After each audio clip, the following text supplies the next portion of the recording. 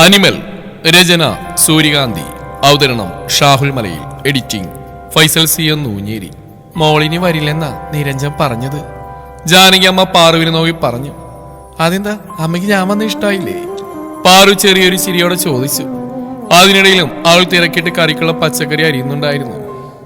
അയ്യോ അങ്ങനെയല്ല അമ്മ പറഞ്ഞു. നിരഞ്ജൻ അങ്ങനെ തീർത്തു പറഞ്ഞപ്പോ അമ്മ വിചാരിച്ചു മോളിനി വരില്ല എന്ന്. അമ്മയ്ക്ക് മോളും കൂടെ പോയപ്പോ ആകെ അങ്ങ് ഒറ്റപ്പെട്ട പോലെ ആയിരുന്നു. ജാനകി അമ്മ പറഞ്ഞു. ആ പറച്ചിൽ ഒരുപാട് ആത്മാർത്ഥതയുള്ളതായി പാറുവിന് തോന്നി. അമ്മയ്ക്ക് എന്നെ അത്രയ്ക്ക് ഇഷ്ടമാണോ?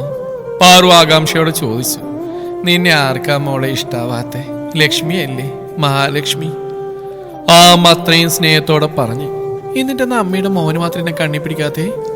അല്പ ഉച്ചത്തിൽ ആ ഹാളിൽ നിന്ന് ഭക്ഷണം കഴിക്കുന്നവൻ കേൾക്കാൻ പാകത്തിലാണ് അവൾ ആ ചോദ്യം ചോദിച്ചത്. അവനെ അങ്ങനെ ഇങ്ങനെയൊന്നും ആരെയും കണ്ണി പിടിക്കില്ല. അത് അവന്റെ കുറ്റം കൊണ്ടല്ല കേട്ടോ.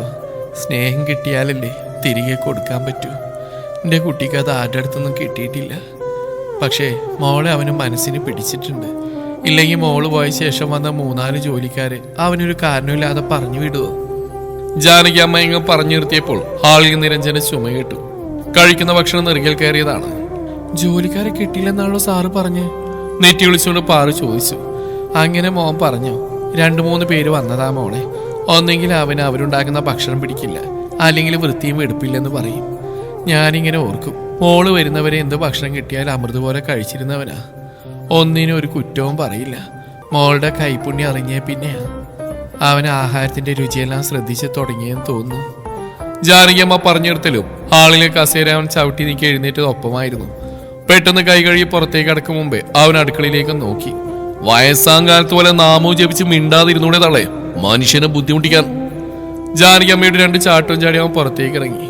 പാറു നോക്കുമ്പോൾ താനിപ്പോൾ എന്താണ് അതിന് മാത്രം ചെയ്തെന്നൊരു ഭാവത്തിൽ ജാനകിയമ്മ കണ്ണും മിഴിച്ചിരിപ്പുണ്ട്. പാറുവിന് അത് കണ്ട് ചിരി വന്നു പോയി. തന്റെ വലിയൊരു കള്ളം പിടിക്കപ്പെട്ട ഒരു കള്ളന്റെ വെപ്രാളമാണ് പോലീസ് ഏമാൻ ഇപ്പോൾ കാണിച്ച്. ഞാനിപ്പോ വരാട്ടോ അമ്മേ, പാറുവണ ജാനകിയമ്മയോട് പറഞ്ഞ് വേഗത്തിൽ അടുക്കളയുടെ പുറത്തേക്ക് നടന്നു. ആ ടേബിളിൽ അവൻ മറന്നു വെച്ചിരിക്കാൻ തൊപ്പി കണ്ടപ്പോൾ അതും കയ്യിൽ പിടിച്ചവൾ പുറത്തേക്ക് പാഞ്ഞു. തൊപ്പി മറന്നു വെച്ചെടുക്കാമെന്ന് നിരഞ്ജന്റെ ദേഹത്ത് കൂട്ടിമുട്ടി പാറുവന്ന് വീഴാനാഞ്ഞു. നിരഞ്ജൻ അവൾ ഒറ്റ കയ്യിൽ പിടിച്ച് നേരെ നിർത്തിച്ചു. ഇടിച്ചു കൊല്ലോടി. അവൾ വന്നിടിച്ച് ഇടത്തെ നെഞ്ചിലൊന്ന് തടവിക്കൊണ്ട് പാറു ചോദിച്ചു. ഞാനിത് തരാമെന്നാ. അവൾ ആ തൊപ്പി അങ്ങ് നീട്ടി. നിരഞ്ജൻ അവളുടെ മുഖത്തേക്ക് നോക്കാ തൊപ്പിയും വാങ്ങി കയ്യിൽ പിടിച്ചുകൊണ്ട് തിരിഞ്ഞെടുക്കാൻ ഒരുങ്ങി. സാറിന് എന്നെ കാണാതെ ഉറക്കം വന്നിരുന്നില്ലെന്ന് അമ്മ പറഞ്ഞല്ലോ, ഉള്ളതാണോ? പാറുന്ന് ഉറക്കി വിളിച്ചു ചോദിച്ചു. നടന്നുകൊണ്ടിരുന്നവൻ പെട്ടെന്ന് നിശ്ചലമായി. എന്നാൽ ഏമാൻ തിരിഞ്ഞു നോക്കുന്നില്ല. സാറല്ലേ പറഞ്ഞ് ആരെയും ജോലി കിട്ടാത്തോണ്ടാണ് എന്നെ തിരികെ വിളിച്ചതെന്ന്. എന്നിട്ടിപ്പോ അമ്മ അങ്ങനെയല്ലല്ലോ പറഞ്ഞേ? ആൾ കളിയാക്കലോടെ ചോദിച്ചു. നിരഞ്ജൻ മുഖം ചരിച്ച് അവളെ നോക്കി. ആ, നിന്നെയൊന്നും കണി കണ്ട് ഉണരാൻ വേണ്ടിയാ പിന്നെയും വിളിച്ചു വരുത്തിയേ, നിരഞ്ജൻ പരിഹാസത്തോടെ പറഞ്ഞു. പാറുവിന് ആ പറച്ചിൽ കേട്ടപ്പോൾ ചിരി പൊട്ടി. നിരഞ്ജൻ ഇങ്ങനെ ഇടയ്ക്കിടയ്ക്ക് എരികയറ്റുന്ന പാറുവിന് രസമാണ്. അവനോട് കൊമ്പോർത്ത് നിൽക്കാൻ അവൾക്ക് ഇഷ്ടമാണ്. ഓഹോ, അപ്പൊ എന്നെ കണി കാണാൻ കൊണ്ടുവന്നാണല്ലേ? പാറു ഒന്നുകൂടെ ഈണത്തിലും താളത്തിലും ചോദിച്ചു. ആ അതേലോ. നിരഞ്ജന്റെ സ്വരത്തിലുമുണ്ട് അതേ ഈണവും താളവും. പാറുവിന്റെ കണ്ണുകളൊന്ന് വിടർന്നു ആ പറച്ചിലിൽ. ചുണ്ടിലൊരു ചെറിയ ചിരിയും വിരിഞ്ഞു. അത്രയും ഭംഗിയാണോ എന്നെ കാണാൻ? പാറു ഒറ്റപ്പുരി ഉയർത്തി ചോദിച്ചു. ഇപ്പോൾ അവന്റെ നാവിൽ നിന്ന് ചൂടോടെ ഒരു മറുപടി കിട്ടും എന്ന് പ്രതീക്ഷ തന്നെയാണ് അവൾ ആ ചോദ്യം ചോദിച്ചത്. അല്ലെങ്കിൽ ഇത്രയും ദിവസങ്ങളിൽ അവന്റെ തറുതല കേൾക്കാഞ്ഞിട്ട് പാറുവിനൊരു സുഖവും ഉണ്ടായിരുന്നില്ലെന്നാണ് സത്യം. ഒരു ഉരുളക്കുപ്പേരി പോലെയുള്ള മറുപടി പ്രതീക്ഷ നിൽക്കെ നിരഞ്ജൻ അവിടെ അരികിൽ അങ്ങ് നീങ്ങി നിന്നു. ദേഹത്തൊന്നും തൊട്ടിട്ടില്ലെന്നുണ്ടെങ്കിലും വെളിച്ചത്തെ മറച്ച് കാറ്റിനെ മറച്ച് എതിരെ വീണെടുക്കുന്ന തന്റെ നിഴലിനെ പോലും മറച്ചുള്ള അവന്റെ ആ നൃത്തത്തിൽ പാറുവിനെയൊന്ന് ചൂളിപ്പോയി. അത്രയും അടുത്താണ് നിൽക്കുന്നത്. മുഖമൊന്ന് ഉയർത്തിയപ്പോൾ അവന്റെ നിശ്വാസം പാറുവിന്റെ നെറ്റിയിൽ വീഴുന്നുണ്ട്. നിന്റെ ഇത്രയും ഭംഗിയുള്ള ഒരു പെണ്ണിനെ ഞാൻ വേറെ കണ്ടിട്ടില്ല. കാറ്റുപോലെ നേർത്ത നിരഞ്ജന്റെ സ്വരം. പാറുവണയ്ക്കൊപ്പം നിരഞ്ജനും അതിശയമായി. തനിക്ക് ഇങ്ങനെ സംസാരിക്കാൻ സാധിക്കുമോ എന്ന്. എന്നാലും ആ കണ്ണുമിഴിച്ച് വീണ് നിൽക്കുന്നവളെ കാണേ നിരഞ്ജനെ രസം തോന്നി. പൂച്ചയിട്ട് എലിയെ കളിപ്പിക്കും പോലെ രസം. നേരത്തെ അവർ പറഞ്ഞ പോലെ ലക്ഷ്മിയാ, മഹാലക്ഷ്മി. പാർവണ ആ പറച്ചിൽ ഉമിനീര് വിഴുങ്ങിപ്പോയി. അത്രമാത്രം ആർദ്രതയുണ്ട് ആ വാക്കുകളിൽ. അത്രമേൽ പാർവണയുടെ ആത്മാവിലേക്ക് വേര് പടർത്തിയിരിക്കുന്നു ആ ശബ്ദം. എന്നാ പിന്നെ നിന്ന് വെയിലുള്ള ദേവി അകത്തേക്ക് പോകാൻ നോക്ക്. ഒരുപാട് പേർക്ക് വരം കൊടുക്കാനുള്ളതല്ലേ? കൈവിരലെന്ന് ഞൊടിച്ചുകൊണ്ട് നിരഞ്ജനത് പറയവെയാണ് പാറു യാഥാർത്ഥ്യത്തിലേക്ക് വന്നത് പോലും. അപ്പോഴേക്കും അവൻ ആ ജീപ്പിലേക്ക് കയറിയിരുന്നു. സാറിനപ്പോ വരൊന്നും വേണ്ടേ? പാറു ഉറക്കി വിളിച്ചു ചോദിച്ചു. കേട്ടിടും കേൾക്കാത്ത പോലെ അവൻ ആ ജീപ്പ് ഓടിച്ചു പോയി.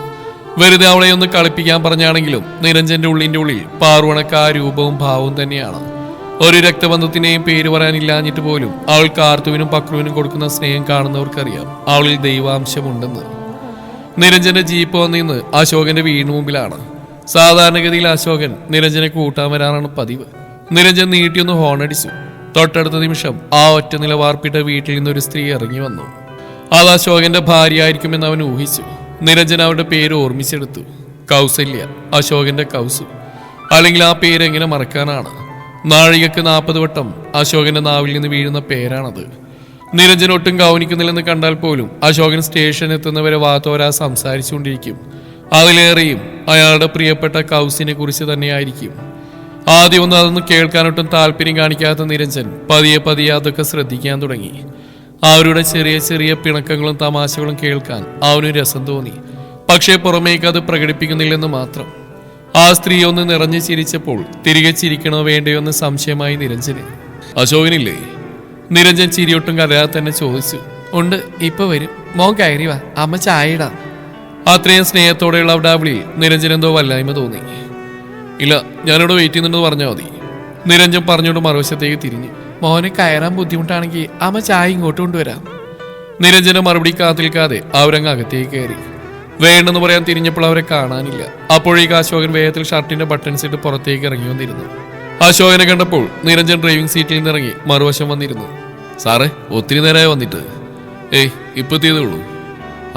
എഴുന്നേക്കാൻ കുറച്ച് ലേറ്റായി പോയി. എന്നാ പോവാം സാറേ. അശോകൻ വണ്ടിയിലേക്ക് കയറിയിരുന്നു. സ്റ്റിയറിംഗിൽ തൊട്ട് കണ്ണിൽ വെച്ച് പ്രാർത്ഥിച്ചു. കൗസു, ഞാൻ പോകുന്നേ. അയാൾ ഉറക്കെ അങ്ങ് വിളിച്ചു പറഞ്ഞ് വണ്ടി സ്റ്റാർട്ട് ചെയ്തപ്പോഴേക്കും ചായയും കൊണ്ട് കൗസല്യം വന്നിരുന്നു. പോലെ മനുഷ്യ, ഞാൻ മോനിത്തിരി ചായ ഉണ്ടാക്കുമായിരുന്നു. കൗസല്യം പറഞ്ഞുകൊണ്ട് നിരഞ്ജന്റെ അടുത്തേക്ക് വന്നു. സാറെന്ന് വിളിയടി. അശോകൻ അവരെ നോക്കി കണ്ണുരുട്ടി. അത് നിങ്ങൾക്കല്ലേ, എനിക്കെന്ത് സാറ് അല്ലേ മോനെ? ചോദിച്ചുകൊണ്ട് അവർ ആ ഗ്ലാസ് അവന്റെ നേരെ നീട്ടി. എനിക്ക് വേണ്ടായിരുന്നു, നിരഞ്ജൻ വല്ലായ്മയോടെ പറഞ്ഞു. അതെന്താ, മോൻ കാപ്പിയാണോ കുടിക്കാറ്? അതല്ല, ഞാൻ. നിരഞ്ജനാകെ പരിഭ്രമം. ഇങ്ങനെ തുറന്ന് സ്നേഹം പ്രകടിപ്പിക്കുന്നവർക്കിടയിൽ നിൽക്കാൻ നിരഞ്ജന് പേടിയാണ്, ചെറിയ ചമ്മലും. അവരോട് എങ്ങനെ അതുപോലെ തിരിച്ച് സ്നേഹത്തോടെ പെരുമാറേണ്ടെന്ന് അവൻ അറിയില്ല. പെട്ടെന്ന് എടുത്തുകൊണ്ട് ചൂടാറിയില്ലാന്ന് തോന്നുന്നു. കൗസല്യ പറയുന്നതിനൊപ്പം തന്നെ മറുകയിലെ ഗ്ലാസ്സിലേക്ക് കുറേശ്ശെ ചായ പകർത്തി ആറ്റിക്കൊണ്ട് കുറേശ്ശെ നിരഞ്ജന് കൊടുത്തു. ചായ അവൻ കുടിക്കുന്നതിനനുസരിച്ച് അവർ തന്റെ ഗ്ലാസ്സിലെ ചായ അതിലേക്ക് നിറച്ചു കൊടുത്തു. നിരഞ്ജൻ ഇത്രയും വേഗത്തിൽ ഒരു ചായ കുടിച്ച് തീർത്തിട്ടില്ലെന്ന് തോന്നുന്നു. അത്രയും വേഗത്തിൽ അവനത് കുടിച്ചു. അവൻ ആ സ്നേഹപ്രകടനത്തിൽ ശ്വാസം മുട്ടുന്നുണ്ടായിരുന്നു.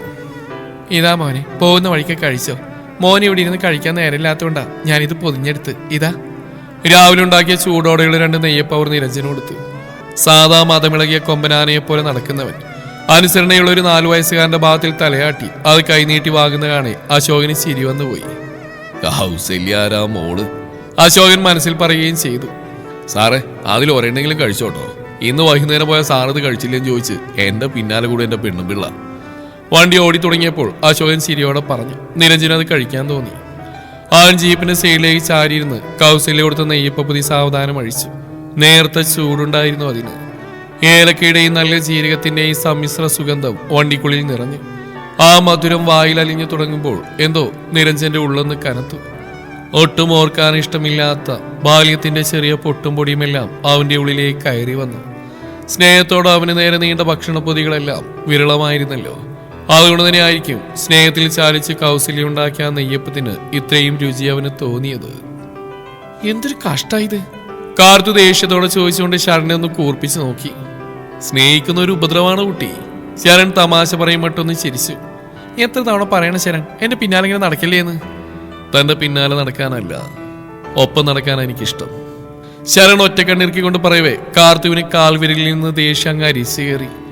ഇനി മാതിരി സിനിമ ഡയലോഗ് എന്റെ പിന്നാലെ നടന്നാലുണ്ടല്ലോ കാലി വലിയ നിലത്തടിക്കും, പറഞ്ഞേക്കാം.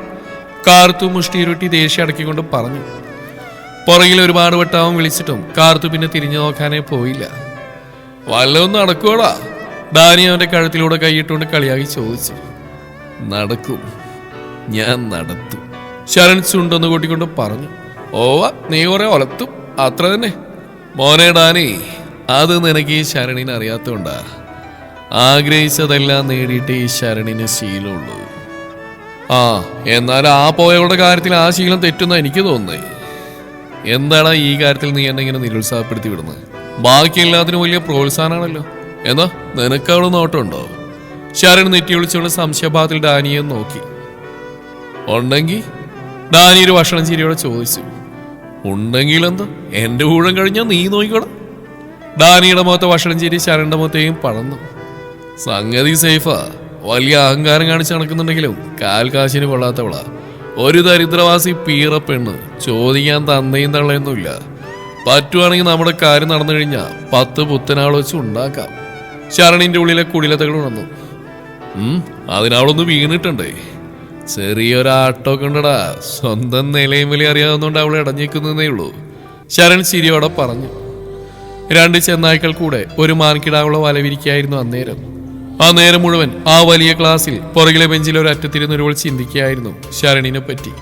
കാർത്തു എപ്പോഴേക്ക് ആസ്വദിച്ചു തുടങ്ങിയിരിക്കുന്നു ശരണിന്റെ ആ ശല്യപ്പെടുത്തലുകൾ. പക്ഷെ അതങ്ങ് തുറന്ന് സമ്മതിക്കാൻ അവൾക്ക് മടിയാണ്. പണം കൊണ്ടും കുടുംബം കൊണ്ടും സൗന്ദര്യം കൊണ്ടും എല്ലാം ശരണിനേക്കാൾ ഏറെ പുറകിലാണ് താനെന്ന് അവൾക്ക് നന്നായിട്ട് അറിയാമായിരുന്നു. എന്നാലും മനസ്സ് പൂർണ്ണമായും ശരണിലേക്ക് ചാഞ്ഞു പോകുന്നു, അവൾ പോലും അറിയാതെ. എന്റെ പൊന്നു നെവിനെ, താനൊന്ന് പോ. ഇത് പൊതുവഴിയാ. താൻ എന്റെ കൂടെ വെറുതെ നടക്കുന്നുണ്ട്. അതിന് ആൾക്കാരൊന്ന് പറഞ്ഞുണ്ടാക്കും. പാറു ശബ്ദം അടക്കി ചുറ്റും നോക്കിക്കൊണ്ട് അവനോട് പറഞ്ഞു. താൻ എന്തിനാണോ ഇങ്ങനെ പേടിക്കുന്നത്? ഞാൻ തന്നോട് സംസാരിച്ചെന്ന് വിചാരിച്ച് ആകാശം ഇടിഞ്ഞു വീഴുവോ? പിന്നെ ഞാനും താനും തനിച്ചല്ലല്ലോ. കാർത്തു ഇല്ലേ നമ്മുടെ കൂടെ? അല്ലേ കാർത്തു? നെവിനൊരു സപ്പോർട്ടിന് വേണ്ടി കാർത്തുവിനോട് ചോദിച്ചു. പറയുന്നോണ്ടൊന്നും തോന്നരുത് നെവിനേട്ടാ. ഇത് കണ്ട ആകാശം സ്വയം ഇടിഞ്ഞു വീണില്ലെങ്കിൽ നെവിനേട്ടന്റെ അമ്മ ഇത് ഇടിച്ചളക്കും. കാർത്തു പറഞ്ഞു നിർത്തിയപ്പോൾ നെവിൻ അവന്റെ കയ്യിലുണ്ടായിരുന്ന വഴിയരികിൽ നിന്ന് പൊട്ടിച്ച ആ പച്ചപ്പേരക്ക ആളുടെ വായിലേക്ക് അങ്ങ് വെച്ചു കൊടുത്തു. ക്ഷമിക്കണം വേണം, അറിയാതെ ഒരു അഭിപ്രായം ചോദിച്ചാണേ. ഒരു 10 മിനിറ്റ് നേരത്തേക്ക് ആവുന്നതെന്ന് മിണ്ടാ കൂടെ വന്നോണം. ഞാൻ നിന്റെ ചേച്ചി എങ്ങനെയെങ്കിലും ഒന്ന് കുപ്പിയിലാകട്ടെ പ്ലീസ്. കൈകൂപ്പിക്കൊണ്ട് നെവിൻ പറഞ്ഞു. കാർത്തു വായിൽ അവൻ തിരികെ വെച്ച പേരക്കയിൽ നിന്നൊരു കഷ്ണം കടിച്ചെടുത്തുകൊണ്ട് നടന്നു തന്നെ എന്നൊരു മട്ടിൽ പുച്ഛം വാരി വിതറിയൊന്ന് ചിരിച്ചു. നെവിൻ നോക്കുമ്പോൾ കൂടെ നടന്നിരുന്ന പാറു 5-6 അടി മുന്നിൽ പോകുന്നുണ്ട്. നെവിൻ അവളുടെ ഒപ്പങ്ങ് ഓടിയെത്തി. പേരക്കെല്ലാം തിന്ന് പ്രകൃതി ഭംഗി ആസ്വദിച്ചുകൊണ്ട് പിന്നാലെ കാർത്തു നടന്നു. അമ്മയെ ഞാൻ പറഞ്ഞ് സമ്മതിപ്പിച്ച താൻ ഓക്കെയാണോ? നെവിൻ പാറുവിനെ പിടിച്ചെടുത്ത് പിന്നെയും ചോദിച്ചു. കുറെ നേരമായല്ലോ താൻ ഇഷ്ടം എന്ന് പറഞ്ഞ് പിന്നാലെ നടക്കുന്ന നെവിനെ. തനിക്ക് എന്നെ പറ്റി എന്തെങ്കിലും അറിയോ? പാറുവിന് ദേഷ്യം വന്നു പോയി. അവനൊന്നും അറിയില്ല, ഒന്നും. പാറുവിന്റെ വിവാഹം കഴിഞ്ഞതാണെന്നോ അതിൽ അവൾ ഒരിക്കൽ ഗർഭിണിയായതാണെന്നോ അങ്ങനെ അവളെ ചുറ്റിപ്പറ്റിയുള്ള ഒന്നും നെവിനറിയില്ല. പാറു അനാഥയാണെന്നറിയാം നെവിന്. അതല്ലാതെ മറ്റൊന്നിനെ പറ്റിയും അവനറിയില്ല. അവൻ അത്രയൊന്നും കടന്ന് ചിന്തിച്ചിട്ടുമില്ല. ആദ്യമായി കണ്ട ഒരൊറ്റ നോട്ടത്തിൽ നെവിന്റെ ഉള്ളിൽ കയറിയതാണ് പാറു. താൻ പറഞ്ഞാലല്ലേ അറിയൂ. ഇനിയിപ്പോൾ അതിലൊന്നും ഒരു പ്രസക്തിയില്ല. ഞാൻ തന്നെ ഇഷ്ടപ്പെട്ടു പോയി. അതിനി എന്തൊക്കെ സംഭവിച്ചാലും മാറുകയും ചെയ്യില്ല. ഉറപ്പാണോ? പാറു അവനെ കണ്ണിൽ നോക്കിക്കൊണ്ട് ചോദിച്ചു. ഉറപ്പാ. നെവിൻ കൈകൾ നെഞ്ചിൽ പിണച്ചിട്ടുകൊണ്ട് പതിയെ ചിരിച്ചു. എന്റെ വിവാഹം ഒരു വട്ടം കഴിഞ്ഞാണെന്ന് പറഞ്ഞാലോ? പാറു അവന്റെ കണ്ണുകളിലേക്ക് തന്നെ നോക്കി. ആ കണ്ണുകൾ ചെറുതായി ഒന്ന് പതറുന്ന പോലെ തോന്നി പാറുവിന്. പക്ഷെ നെവിന്റെ മുഖത്ത് പുഞ്ചിരിക്ക് മാറ്റമൊന്നുമില്ല. ചോദിച്ചതിന് ഉത്തരം പറഞ്ഞ നെവിനെ. ഞാൻ പറഞ്ഞല്ലോ, എന്ത് കാരണം നിരത്തിയാലും തന്നുള്ള എന്റെ ഇഷ്ടത്തിന് കുറവ് സംഭവിക്കില്ല. ഞാനൊരു കുഞ്ഞിന് ജന്മം നൽകിയിട്ടുണ്ടെന്ന് പറഞ്ഞാലോ? പാറു അടുത്ത ചോദ്യം ചോദിച്ചു. ഈ പ്രാവശ്യം നെവിന്റെ മുഖം വിളറി വിളിക്കുന്ന പാറു കണ്ടു. പാറു അവനെ സൂക്ഷ്മം നോക്കി. പക്ഷേ ഞൊടികളിൽ തന്നെ അവന്റെ ചൊടിയിലൊരു പുഞ്ചിരി വിരിഞ്ഞു. ആൾ തന്നെ ഒഴിവാക്കാൻ വേണ്ടി ഓരോ കള്ളത്തരങ്ങൾ കണ്ടുപിടിക്കുകയാണെന്നായിരുന്നു നെവിൻ കരുതിയിരുന്നത്. എന്നിട്ട് തന്നെ കുഞ്ഞെന്തേ? ചിരിയോടെയാണ് നെവിന്റെ ചോദ്യം. അതുവരെ കല്ലുപോലെ ഉറച്ചു നിന്നിരുന്നവൾ ആ ചോദ്യത്തിൽ ഉലഞ്ഞുപോയി. പാറുവിന്റെ ഉള്ളിലേക്ക് ഭീകരമായ ആ ദൃശ്യം ഓടിപ്പിടഞ്ഞു വന്നു.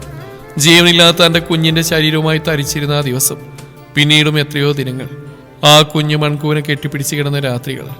കാരണക്കാരി താനല്ലായിട്ട് പോലും സകലരും തന്റെ അശ്രദ്ധയാണ് കുഞ്ഞിന്റെ മരണകാരണമെന്ന് ആരോപിച്ചു. ജിതിന് നല്ല ഉത്സാഹമായിരുന്നു തെറ്റ് തന്റേതാണെന്ന് ആരോപിക്കാൻ. ഒരു ദയയും കൂടാതെ തന്റെ വയറിൽ ചവിട്ടി തൊഴിച്ചു. തന്റെ കുഞ്ഞിനെ കൊന്ന ജിതിനോട് ആൾക്ക് വെറുപ്പായി മാറി. അതിനു മുന്നേ വരെ ആൾക്ക് ജിതിന് ഭയം മാത്രമായിരുന്നു. ആ ഭീകര ദിവസങ്ങളുടെ ഓർമ്മയിൽ പാറു നീങ്ങിപ്പോയി. ആൾ മുഖം പൊത്തി ഉറക്കെ കരഞ്ഞുപോയി. നെവിൻ ആ കാഴ്ചയിൽ പരിഭ്രമിച്ചു പോയി. ഡോ എന്താ എന്തുപറ്റി? നെവിൻ അവളുടെ തോളിൽ തട്ടിക്കൊണ്ട് വെപ്രാളത്തോടെ ചോദിച്ചു. എന്നിട്ട് മുഖം പൊത്തി അവളുടെ കൈകൾ അയഞ്ഞില്ല. അവളുടെ കരച്ചിലും നിന്നില്ല. എടി കാർത്തു! നെവിനൊരു ആശ്രയത്തിനെന്നോണം പിന്നിലേക്ക് തിരിഞ്ഞുകൊണ്ട് കാർത്തുവിനെ വിളിച്ചു. വഴിയിലെ ഒരു മൂവാണ്ട മാവിന് കല്ലെറിഞ്ഞെന്ന കാർത്തു ആ ഉള്ളിൽ പെട്ടെന്ന് ഞെട്ടിത്തിരിഞ്ഞുപോയി. ചേച്ചി കരയുന്നു! നെവിൻ അവളെ കൈനീട്ടി വിളിച്ചു. കാർത്തു വേഗത്തിൽ മുന്നോട്ട് നടക്കാനൊരുങ്ങി. പക്ഷെ കാർത്തു എത്തുമ്പോഴേക്കും അവരുടെ അടുത്തേക്ക് ഒരു പോലീസ് ജീപ്പ് വന്നു നിന്നിരുന്നു. അതിൽ നിന്നും മിന്നൽ പോലെ ഒരുത്തം പുറത്തേക്ക് ഇറങ്ങി. എന്താ താനെന്തിനാണോ കരയുന്നത്? പാറുവിനോട് ചോദിക്കുന്നതിനൊപ്പം നിരഞ്ജൻ നെവിന്റെ മുഖമടച്ചൊന്ന് കൊടുത്തിരുന്നു. ആ അടിയുടെ ഞെട്ടിലിൽ കാർത്തുവിന്റെ കയ്യിലുണ്ടായിരുന്ന പേരക്കൊരെണ്ണം തെറിച്ചുപോയി. അതുവരെ നിർത്താതെ കരഞ്ഞിരുന്ന പാറുവിന്റെ കരച്ചിൽ സ്വിച്ചിട്ട പോലെ നിന്നുപോയി. നെവിനാണെങ്കിൽ ആരയുടെ പടക്കം പൊട്ടിച്ച് എന്നരമട്ടിൽ നിൽപ്പാണ്. എന്താടി? പിന്നെയും വെപ്രാളത്തോടെ ചോദിച്ചു നിൽക്കുന്നവനെ കാണെ പാറുവിനങ്ങ് ദേഷ്യം വന്നു. വരാണ്ടിരിക്കോ പിന്നെ? മിന്നൽ പോലെ എവിടുന്നോ പറന്നിന്ന് ഒരുത്തന്റെ മുഖടിച്ച് തിരിച്ചും പോരാ, എന്നിട്ട് നിന്ന് പൊട്ടം കളിക്കോ അങ്ങേര്. തനിക്കെന്താടോ വയ്യേ? സാറിനിപ്പോ ഇവനെ തല്ലിയേ? നീ നാട് റോട്ടിൽ നിന്നിട്ട് മോങ്ങുന്നുണ്ടിട്ടല്ലേ ഞാൻ അവനെ തല്ലിയേ? നിരഞ്ജൻ അവളെ കനപ്പിച്ച് നോക്കി. ആരാ മോങ്ങിയത്? പാറു ഇടയിൽ കൈകുത്തിനോട് ചോദിച്ചു. അതും നീ ആണല്ലോ, പിന്നെന്തിനാ സാറ് അവനെ തല്ലിയേ? നിരഞ്ജന് മറുപടിയില്ല. ഞാൻ സാറിനോട് പരാതി വല്ലതും വന്ന് പറഞ്ഞോ? ഇല്ലല്ലോ. സമാധാനമായിട്ട് സംസാരിച്ച് നിൽക്കായിരുന്നില്ല ഞങ്ങൾ രണ്ടുപേരും? ഈ നാട്ടിലൊക്കെ അലറി കരഞ്ഞുകൊണ്ടാണോ സമാധാനമായിട്ട് സംസാരിക്കാറ്? നിരഞ്ജന മുഖത്ത് പുച്ഛം. സാറിന്റെ നാട്ടിലൊക്കെ മുഖടിച്ച് പൊട്ടിച്ചതിന് ശേഷമാണോ പ്രശ്നം തിരക്കാറ്? പാറുവിന് അതിലും വലിയ പുച്ഛം. രണ്ടാളും പോർക്കോഴികളെ പോലെ ചീറി കടിക്കാൻ നിൽക്കുകയാണ്. അല്ല, സാറിപ്പ് എന്തിനാ എന്നെ തല്ലിയേ? ഒരവസരം വന്നപ്പോൾ നെവിൻ അടികിട്ടിയ കവിളൊഴിഞ്ഞുകൊണ്ട് നിരഞ്ജനെ നോക്കി ചോദിച്ചു. ബെസ്റ്റ്, ഇപ്പോഴാണ് ബോധം വന്നേ? കാർത്തു ശബ്ദടക്കി നെവിനോട് ചോദിച്ചു.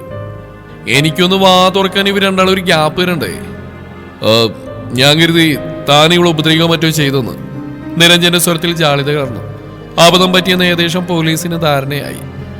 എന്റെ പൊന്നു സാറ്, ഞങ്ങളിവിടെ വെറുതെ സംസാരിച്ചെന്ന് പോയതാ. നെവിനുള്ളിലെ ദേഷ്യം അടക്കിക്കൊണ്ട് പറഞ്ഞു. സോറി. നിരഞ്ജന ക്ഷമാപണം നടത്തി. നെവിനൊന്ന് കരത്തിൽ മൂളി. നീ എന്തിനാ ഈ പൊതുവഴി ഇന്ന് കരഞ്ഞ്? നിരഞ്ജൻ പാറുണിക്ക് നേരെ തിരിഞ്ഞു. മനുഷ്യന്മാരല്ലേ, ചിലപ്പോ കരഞ്ഞു വരും. പാറു ഒരു കൂസല്ലാതെ പറഞ്ഞു. ഇനിയിപ്പോ നിരഞ്ജനെ എന്തു പറയാനാണ്? നിന്ന് താളം ചവിട്ടുന്ന കാണെ കാർത്തവൻ അരികിലേക്ക് നീങ്ങി നിന്നു. ആരും കണ്ടിട്ടില്ല. എന്ത്? നിരഞ്ജൻ നെറ്റി വിളിച്ചു. സാറ് ചമ്മിയത്. നിരഞ്ജൻ വിരൽ ചൂണ്ടിക്കൊണ്ട് അവരുടെ അടുത്തേക്ക് ഒന്നുകൂടെ നീങ്ങി നിന്നു. എന്നെ എന്തെങ്കിലും ചെയ്താലേ നാളെ ചായക്കൊപ്പം സാറിന്റെ ഇന്നത്തെ പരാക്രമ കഥ കൂടെ ചേർത്ത് ഞാൻ അങ്ങ് വിൽക്കും.